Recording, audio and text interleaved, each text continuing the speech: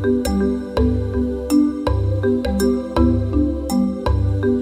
is the day the Lord has made. Let us rejoice and be glad in it. I am your host, Karen Beach, and this is the Journey Step by Step podcast. I kind of stumbled over my tongue there a second, but this is an episode I think all of us can relate to, because between credit card debt, student loan debt, car loans, house loans, whatever you have, we know what it's like to kind of be under debt's thumb. And the Bible says in Proverbs that we shouldn't be a borrower, but a lender. And so what do we do in an environment where prices keep increasing, but wages have sort of stagnated? What do we do to get ourselves under control so that we can be a lender instead of a borrower? So my guest today is Mathew Paul. He and his wife, Kitty, are financial coaches. They're also immigrants who came over to this country with just $20.50. Now, if you know what $20.50 can do, that's not a lot of money. I mean, that's not even, I think, 3 or 4 meals at McDonald's. So they went from that, coming over here just with that, to becoming Dave Ramsey certified financial coaches. So I want to talk to Mathew about his background, how he got here, how he helps people, and how his faith plays a role in all of that. So Mathew, welcome to the journey. Thank you, Karen. So good to be on this show, and thank you for having me. My pleasure, because as we were talking before, I'm like, I need your tips for myself. But where did you start? How did you get here? And tell us the story of that $20.50. Absolutely. I am originally from India, and I did my bachelor's in mechanical engineering back in India, and I was working there very comfortably. And one fine morning, I decided to come to this country to do my master's in mechanical engineering. And I got admission to 5 different schools, but one school said they are going to provide me scholarship, which is huge because, college cost is going up very, very high. And I said, fine, I will go and do my master's there. So I came to University of Alabama, Tuscaloosa, to do my master's in mechanical engineering, and I came with close to $5,000. However, most of the people are not aware about the immigration laws and stuff like that. As you come here, you need to enroll with your school immediately. And so the very next day, I enrolled myself as a student, and they said, welcome to America, welcome to the college. Now you need to pay your fees. And I'm like, what fees? They said, hey, you need to pay your tuition fees. So I said, what about my scholarship? I said, hey, your scholarship is not towards the school. It is from a company called Caterpillar. They will fund you later. But right now, to keep your status, you need to pay. So that day, I paid $4,500 as my tuition fees. And that night, I need to stay somewhere. So I found an apartment. And with the initial expenses like your phone, your electricity, when you start up with an apartment, there is a whole bunch of initial expenses. And lo and behold, that night, I have $20.50 in my hand with no parents, no family or friends nearby, no social security number, no credit card, no debit card, nothing. I and my $20.50. So that's where all started. Wow. Now, did you have your faith in India, or is that something that happened after you came to the States? No, I was brought up in a Christian family. And so I knew about the Lord, and my parents instilled the faith in me. However, during your teenage years, I think just like any other teenager, I went away from faith and then took some time to come back. So I had a very strong faith in the Lord when I landed into this country. Now, having faith on a theoretical level is one thing, but having practical faith is when you lose everything under your leg or your feet, and they try to have complete faith in God. And so your faith skyrockets when you have no money in your hand. This is true. This is very true. And you went from mechanical engineering to financial coaching. So how long did you stay in the field of financial engineering, and how did you get into the finance field? Yeah, so I did my master's in mechanical engineering, and I was graduating with 3.8 GPA, and that is the time when 9/11 happened. So if you guys remember 9/11, all the foreign visas were suspended. So it took me some time to find a job, and I finally got a job with Cummins Engines, and I was a mechanical engineer. I'm very driven, so I started going up the ladder, corporate ladder. And life was good. I married my sweetheart. She came here to this country, and God blessed us with a son, Caleb. And all our decisions was based on just like any other American family. I went and borrowed money to buy 2 brand new cars, a brand new house in 2004. I don't know whether you remember those days you could buy a house with nothing. I mean, you can buy 0% down.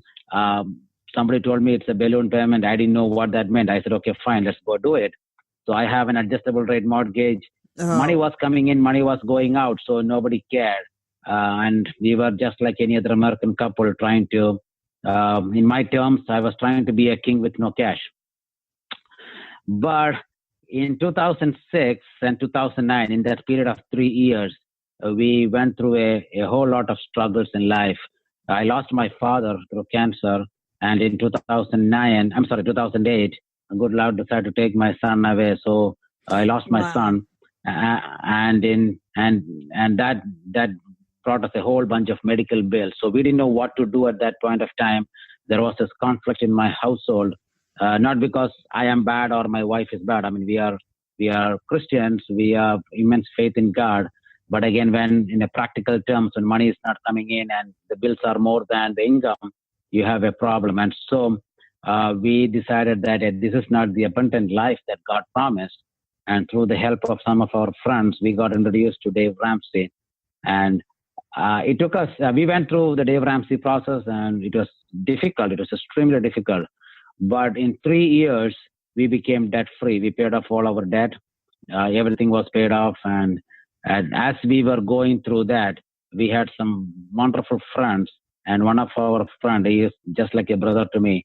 He and his wife went through a divorce because of financial issues. And at the same time, my wife and I, we were introduced to a small group, and we were talking about our story to the small group. And everybody was shaking their head. And we are like, why are you guys shaking your head? I mean, you were born and brought up in this country. You should have a lot of money in hand. And we knew that day everybody is living paycheck to paycheck. We went back home and we said, hey, this country gave us everything we need. God, you gave us everything we need. How can we give back to you and to the community? That night, God showed us a vision. It's from John chapter 4, a Samaritan woman. I think most of your listeners will know that story. She came to the well with shame and guilt, but Jesus took a detour to meet that lady. But Jesus never judged. Jesus never pointed fingers, but provided the living hope. And so when God showed that picture, we said, that's what we are going to do. We decided to go back with Dave Ramsey, and I did an MBA in finance and all those credentials. And we started this company called Mayana. Mayana means Jacob's well in Hebrews. And so the whole vision is that whoever comes across from us, they are coming with guilt, shame, stupidity, bad decisions, whatever that is. Our job is not to judge them. Our job is not to point fingers at them. We will provide the living hope of Jesus Christ first, and then we will provide financial knowledge. We don't sell anything. We have nothing to sell.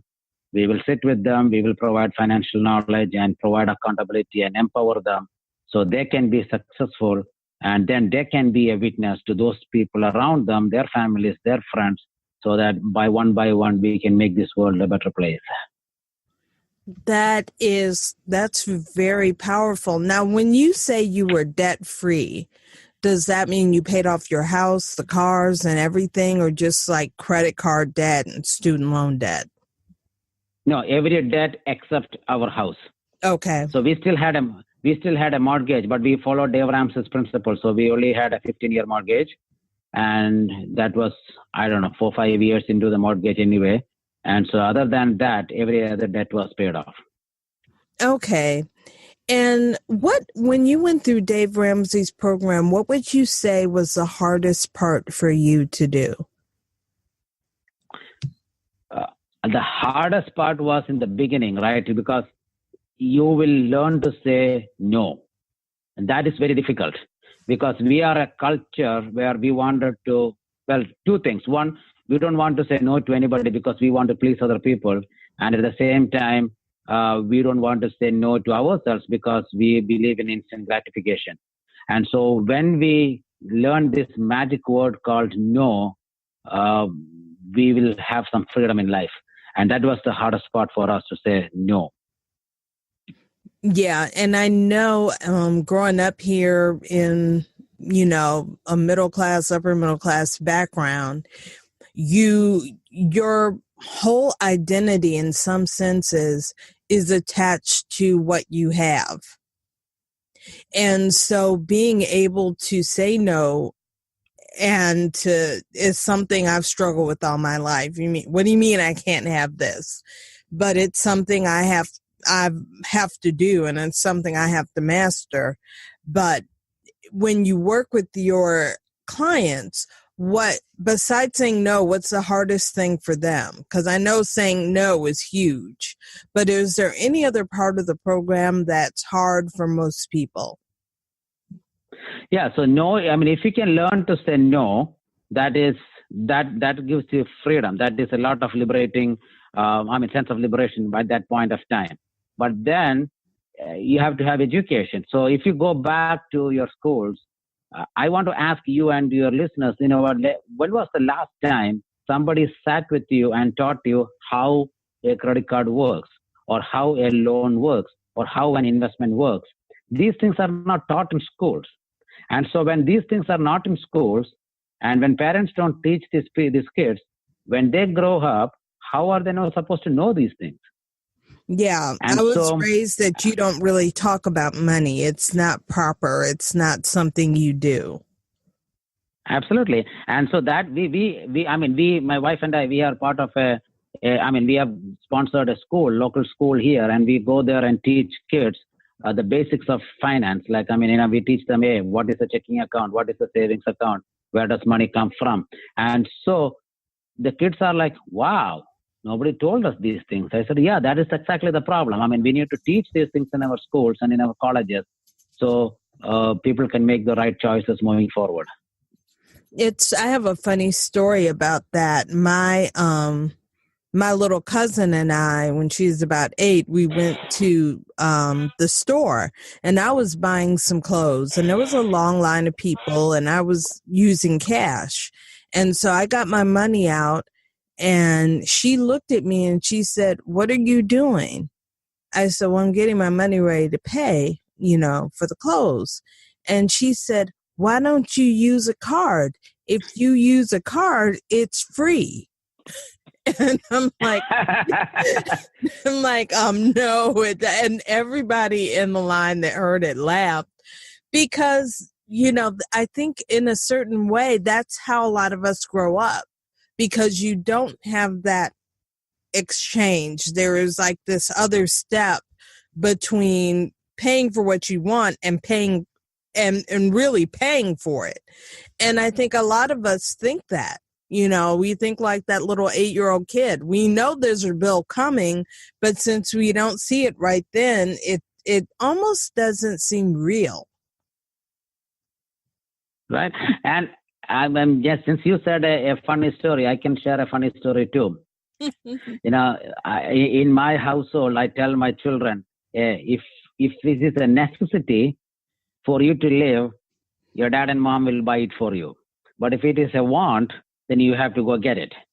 And so my son, he said he wants to buy the C.S. Lewis, the whole set. He has his individual books, but he want to buy this whole C.S. Lewis set. I said, okay, fine. How much does it cost? And he went to Amazon. He looked at this number. He is 11 years old at that time. I said, you know what? Here are all the jobs you can do at our house. You do all those jobs, and then I will buy it for you. And so he went and did all those things, and he came up and said, okay, Daddy, I did it. Now can I buy? I said, who's going to pay for the taxes? And he's like, what tax? I said, you know what? Every time you buy, you have to pay tax. So you have to go and do some more work so that you can buy that. So things like this, people don't think, and people are not taught about this. And that's what we have taken as a mission to teach the next generation. And our whole country almost lives in a state of almost financial uneducation or miseducation, because we just really don't know. And you grow up and then you go out and you're expected to manage your finances and do all of these things, and it doesn't come naturally to us. And the other part that gets me is, I went to school and I graduated from college in like 1990, but when I was in school, they literally sent you credit cards in the mail. Mm-hmm. And what do? You get money, you spend it. Well, at least that's what I did.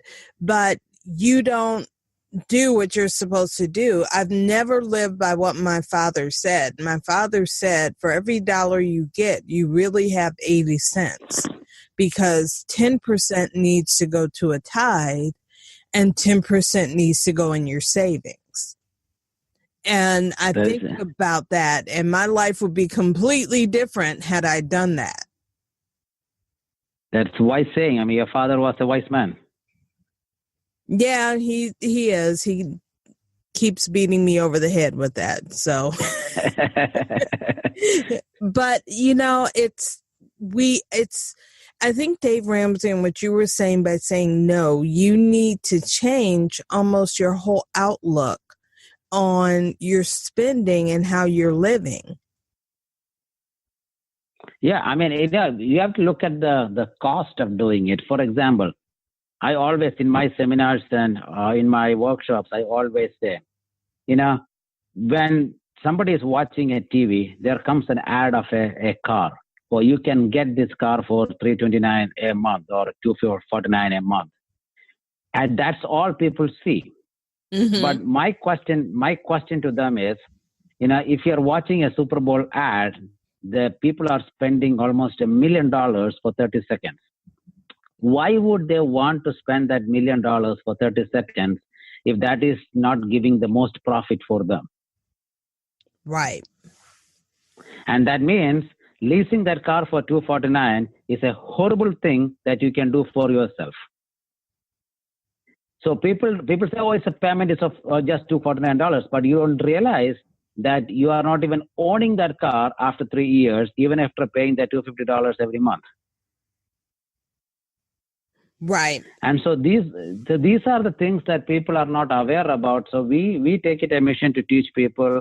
And another thing that we tell people is to budget, and that is extremely high in our list. When somebody come and meet with us, the very first thing we force them to do is to create a budget.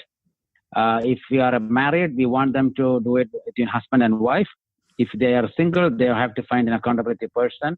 They have to make a budget, and for those our clients, they have to give the username and password of the app to us, and we look at their budget every week. Every Saturday, we look at their budget, and then if they are not spending as per what we are telling, we will yell at them and scream at them just to make sure that they are getting our attention. But that is another thing that we provide, and we tell how important it is to track the money that is coming in and money that is going out. It's so funny that you mentioned the budget word, which for a lot of people is a 4-letter word. Yes, it has 6 letters, but for a lot of people, it's one of those 4-letter words. But I don't think it's possible to stick to a budget if you haven't mastered saying no first. And that's true. Because I teach computer classes. I have for 20 years, so I'm well versed in Excel.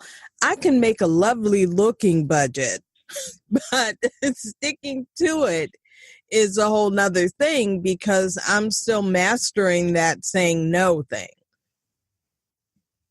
Yep. You have the power of no. It's absolutely required if you have to be successful. That's true. And it probably doesn't take as much time as people think putting a budget together.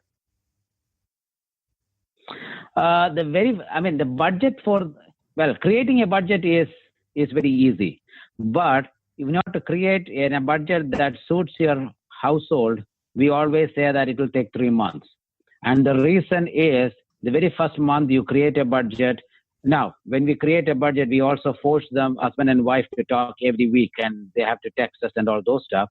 And then after 1 month, they will figure out, oops, it's not $600 of groceries, $800. So they figure that thing out. And then there will be this unexpected expense that comes on month 2. And then there is this unexpected expense that comes in month 3. So we always say that in order for a budget to be 95% complete for a family, it will take anywhere from 2 to 3 months. That makes sense, because there are all those expenses that you didn't think about that creep up. You know, my HOA fees come up every 6 months.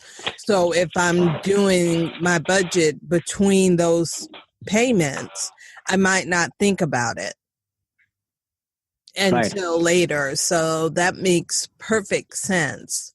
Now, do you advocate people buying new cars or no? If you are a millionaire, then yeah, that's your choice because you have worked for it.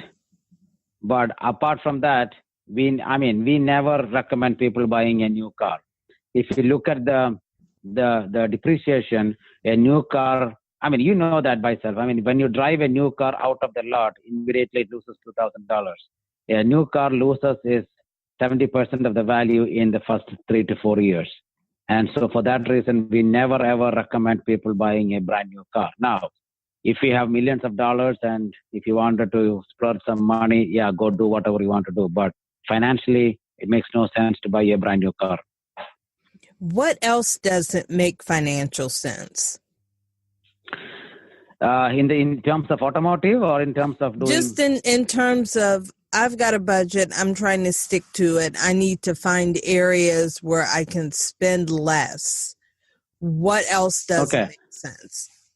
There are so many ways we can try to slash amount in the budget. When we sit with a couple, we go through it line by line by line. And I can give you 2 or 3 right now. For example, there was a lady who came to me and her car insurance was extremely high. So I asked her, do you have any accidents or tickets? And she said, no, sir, I don't have anyone. I said, why is your insurance high? And so I started digging into this line by line. And she has this highest coverage for all her cars, $100,000 coverage. I said, ma'am, what car you drive? And I started going into the value. Her car value is $10,000. I said, ma'am, do you know that even if your car is completely totaled, the insurance company will only give you the fair market value of the car, which is less than $10,000. And what is the whole point of insuring the car at $100,000? And she is like, I don't know. My insurance agent told me so. I said, okay, fine. So they are making money out of you. And so we went and redid that, and her car insurance came down drastically. Now, how many people have taken the time to go back and look at their insurance and what their coverage is and what is the fair market value of the car and adjust it according to it? Hardly anybody do it, right? Right. And that is the reason why insurance companies and banks have the biggest buildings in the downtown area, not your house, because they make a lot of money out of you. You know, go on. What would be another one? So we talked about buying a car. Never lease a car or never buy a brand new car unless you are a filthy rich person, because it makes no sense to do that while building up your wealth. That's another thing. We always talk about, investments. A lot of people talk about putting money in crazy investments. I said, don't do that. Do something that is tied and true. Invest in your 401ks, invest in your IRAs instead of going into this latest fads.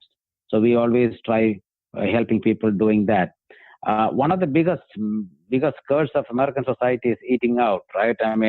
The amount of money the Americans spend eating out is unbelievable. So we try to control that. We try to see how they can reduce their spending. And so there are several ways you can look at the budget and see where they can reduce their amount. And another thing is that electricity bill. I don't know about your place, but at least in the state of Texas, you can choose who your electric power person can be. And so we teach them how to take the lowest electricity rate based on the consumption they have. Mobile phone rates. I mean, people take unlimited. If you're only spending 2 to 3 GB of data, why do you want to take 20 GB data and then pay for it? So, I mean, I just gave you 5 out of several. So there are so many ways you can go and slash your budget. Yeah, and I think a lot of the things that you mentioned, you need to learn to say no, especially to eating out. I am a home cook. I just started a YouTube channel, Taste and See, where I show people that you can make food cheaply and quickly at home. And, I might spend, I don't know, $9 on a bowl of chili and on a pot of chili. And people will be like, but I can get this chili for $2 or $3. And I'm like, yeah, but if you make it, you're getting how many servings out of it? And you know that you're not some disgruntled person working in food service. You know what you're getting more if you cook it more. But people will tell me all the time, if I tell them I'm a home cook, they say, oh, I can't cook. It's too much of a mess. And it's like the first thing they ever say is a negative or why they can't do something. And I think that attitude applies to budgeting. It applies to making calls and there was a commercial I saw on, I think it was Wells Fargo, and they were saying how many things this guy is paying for that he doesn't use. So they have a service where you can say, oh, I'm paying for this, but when's the last time I used that gym membership? When's the last time I used this music service? And I think you can save a lot of money if you really take a good look at what you really use and you cut down on it. Just like you were saying, cell phones. Everybody wants you to have the biggest plan, but maybe you don't need the biggest plan. Maybe you got that gym membership because you really intended to use it, but you never did. Why are you still paying for it? Yeah, I mean, there are so many ways, Karen. I mean, why do you want to upgrade your phone every 2 to 3 years? Makes no sense. I mean, these phones are not going to break in 6, 7, 8 years. So, I mean, there are so many ways to reduce your expenses in the budget. There really are. And when people master saying no to other people and to themselves, when they take that 2 or 3 months to create a budget, then is it just a matter of staying the course, sticking to the budget, and get out of debt? Yeah. So another thing that we force people to do is we always force husband and wife to talk about money at least once a week. So we use a tool called Every Dollar. It's a free app. And we asked husband and wife to go reconcile their accounts every week, once a week. And they need to send us a text message after they had a meeting in the beginning. We believe that if they do it for the first 2 months, then it becomes a habit. My wife and I have been doing it for the last 11 years. So every week we will sit and go through our expenses, and then we'll see where we are going high, where we are going low, what are the big things that's happening in the next couple of weeks. So we always are making that decision. And so we force the people to do the same thing. Okay. Now, what do you think about credit scores? Because I know that matrix always changes. It seems like credit score companies try to change their algorithm every so often to keep people from getting really good credit. At least it seems that way to me. But when you're trying to build your credit, what information, what tips would you have for someone on that? Well, there are two schools of thought, right? If you ask people like, I would say, Dave Ramsey, Susie Orman, or even Mark Cuban, people like that, they say you don't need a credit score because they say that you need credit score only if you're planning to borrow money, which is true. If you look at all the wealthy people or the multimillionaires, they don't have any credit score because they're not borrowing money.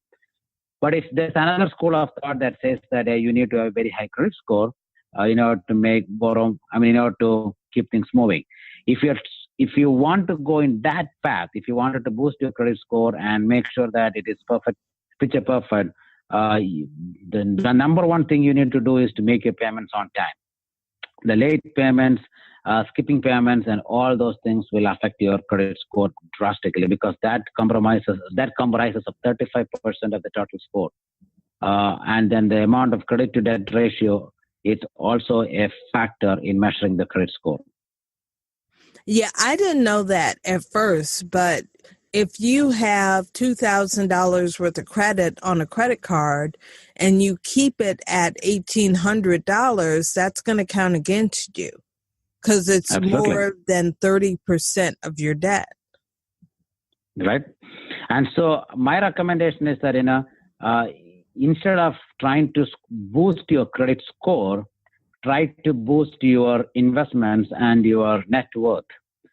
That is where you need to spend your money. I mean, I see a lot of people chasing this credit score and finally getting very disappointed.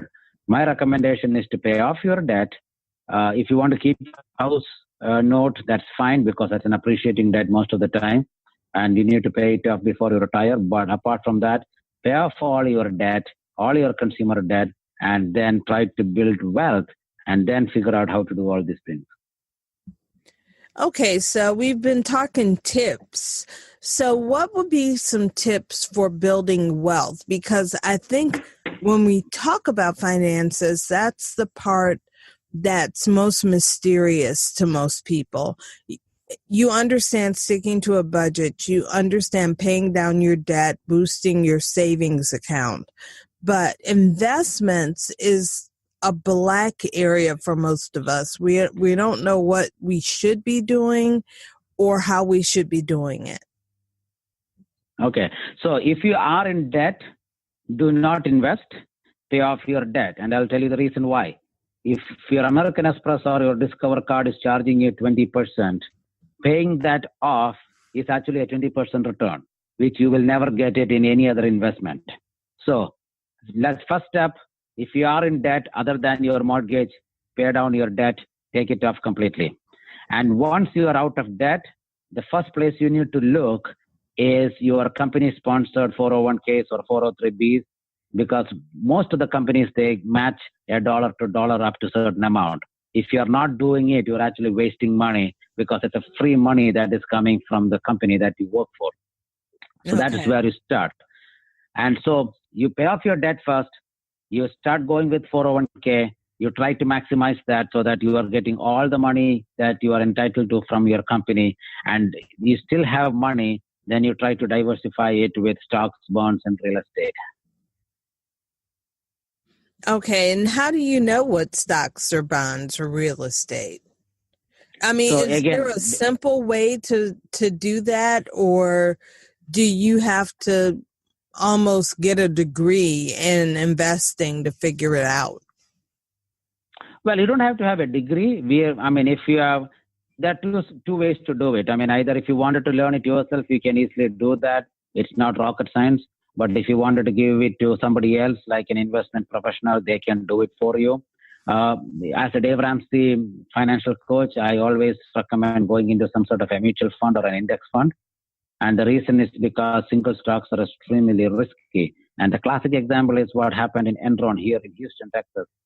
The collapse of Enron, I still have clients who worked in Enron who lost everything because they completely trusted their company and the company leaders cheated them. So you don't know what the future looks like for any company. Companies come in, companies go out.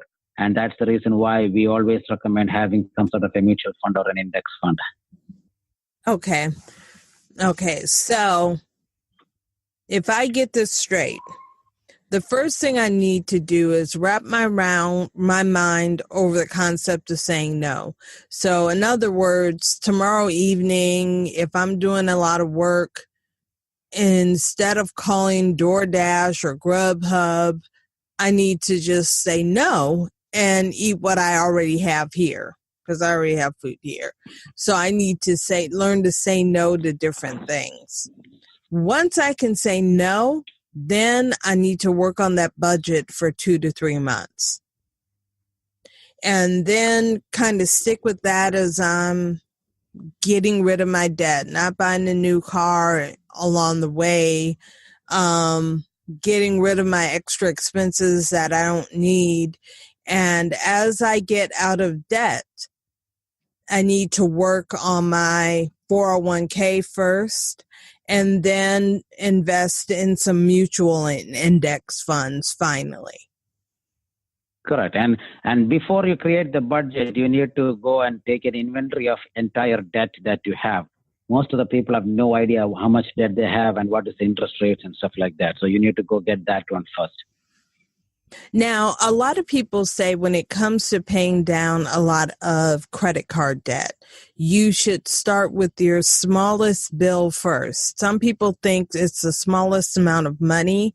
Other people say the smallest interest rate. How would you tackle credit card debt? Okay. So Dave Ramsey process is to do the smallest amount first. And the reason why is because you got into debt, not because you don't know mathematics. You got into debt because of emotion. And the way to get out of it is more emotional rather than mathematical. And that's why, if you start tomorrow, if you have a great goal of running a Houston marathon or a Boston marathon, and if you start running a marathon first, you will get disappointed and stop somewhere in the middle. But if you can make small goals, like, I'm going to run around the block tomorrow, and then maybe I will go out of my subdivision. And so you will have these small wins that gives you the momentum to move forward. And that is the reason why Dave Ramsey and even myself, we say you have to pay the smallest amount first. However, at the same time, we work with the creditors to reduce the interest rates on the bigger ones. And we have so many ways to do it, and we tackle that so that the amount of money that you pay is more than the amount of interest that gets added at the tail end. Okay, that makes sense. That makes a lot of sense. And I like the fact that you said that dealing with money is more emotional than mathematical. Because absolutely. Personal finance is more personal than finance. That makes a lot of sense. And I think that kind of changes your perspective when you look at it. It's not just about moving money or doing it. It's about what we said, like learning to say no, learning to stick to your budget. Those things are more emotional than anything. Absolutely. And think about the day that you are out of debt, you have created a nest egg for yourself, and then you are free, and then you can be used by God in fulfilling the calling that He has for you. And again, I always say people that you are going to accumulate wealth, not for you to spend. It is, there's nothing wrong in enjoying. Obviously, you need to have the nice things in life, but the point of having wealth is to be a blessing to people around so that you can be the hand and feet of Jesus to people around you. Right. And it's interesting. I was reading in preparing for this that in Proverbs, I think it's 22:7, it says, you should be a lender and not a borrower. So even after you've gotten rid of your debt, you should be a lender and not a borrower. You should be giving to people. You should be doing stuff with your money instead of just hoarding it. Yep, that is our tagline. If you look at our company logo, you can see our tagline, and our tagline says that be a creditor, not a debtor. Exactly. And I think people need to realize that. I know I personally, when I can help people, I help them. And I don't, A friend of mine needed a place to stay for a few months because she was thinking about moving up to Charlotte. So I told her, stay in my bedroom, in my extra bedroom. And she was like, how much do I owe you? And I was like, don't worry about it. Just buy your own groceries and keep the room clean. Because I was in a position to help her, I helped her. I didn't look at it as something I could do for profit. It was something I could do. It wasn't going to really cost me anything. I guess a little bit of electric or whatever, but it was something I could do for her. And I think sometimes because we live in the society we live in, we think everything needs to be an income generating opportunity. And I don't think that's how we as Christians are supposed to live. Yeah, we are called to give and be a blessing to people around. Exactly. And what is your website? Our website is mayana.com. That is MAYANAH.com. Mayana.com. Mayana.com. That will be in the show description so people can go there and hear more about your story, see more about what you do. It has been great talking to you. I've gotten a lot of really good tips out of it. So I'm going to start being more serious about saying no. Yes, you know what? Say no to instant gratification, create a budget, try to understand where your debt is, have a budget with your spouse, meet with your spouse every week, and then pay off your debt, the smallest from the first, and then go up. And once you're debt free, you try to invest your money, and compound interest is your friend. And once you make enough, go give it out to other people and be a blessing for God and other people around you. Sounds like a plan, except personally, I don't have a spouse. I don't think I need to talk to my dog about it. So I'll just do it. Okay, don't do that. I can do it myself. And that is where we people come in as the accountability partners. What we do is when we create a budget, when we try to take people as clients, we sit with them and we go over their budget every week, trying to make sure that that they can pay off their debt and they are always under the budget. Karen, I also want to let you know that we are a mission-based organization. So most of our profit will go out to mission organizations around the world. And that is something that we do. That is wonderful. Before we go, there was one more thing I wanted to talk about, and that's tithing. How does tithing fit into your financial plan? That is the second thing that we put in the budget. The first thing we put in the budget is security, because a lot of people are having physical security problems. So we always want to make sure that they are protected physically. But second thing in the line item is tithe. We always tell people that you have to tithe.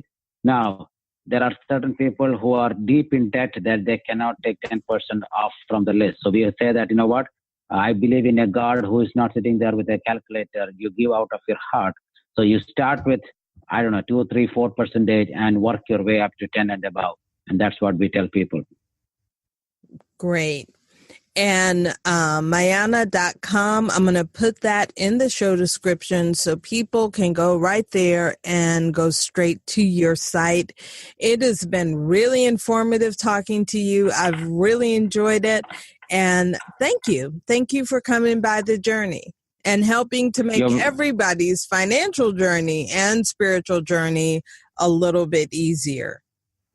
You know what? Thank you so much for having us. For your listeners, go to Mayana, MAYANAH.com and give us a call. We work with people around the world. We have people in Afghanistan, in Japan, in Canada, and around the world.